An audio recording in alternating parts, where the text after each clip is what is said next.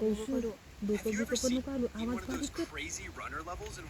घुंगाट नको करू जास्त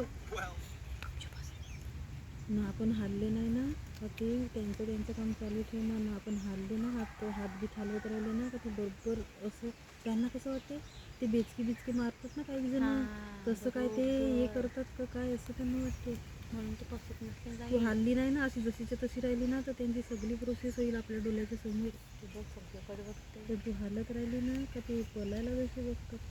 तो पिसारा बनले का हो तो हिरो तोच आहे तो तेव्हा तो चिडलेला जसा जाम तो बघ तो तसाच आहे अजून ना पिसाटलेला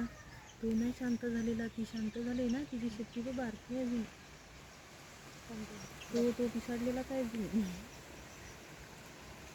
बसायचाच विचार चालला त्यांचा व तोंडात खावडवतात ती गोष्ट दिसतो मुंग्या पकडल्यानंतर ते मुंग्या काय अंगी उन्हीचाच वाटतं ती काहीतरी बारकी येते ना तिला त्यांना खावडवायला लागते ना आई आली ना ते घरच्यावर का बरोबर ती तोंड तयारीत राहतात अशी तोंड वाचायला अशी आकरून राहतात का मग ते तोंडात टाकते त्याचे कांदे खायला ती बरोबर आईला ना बाबाला असं बघितलं ना ती अशी तोंड करतात त्याच्या तोंडात टाकायचं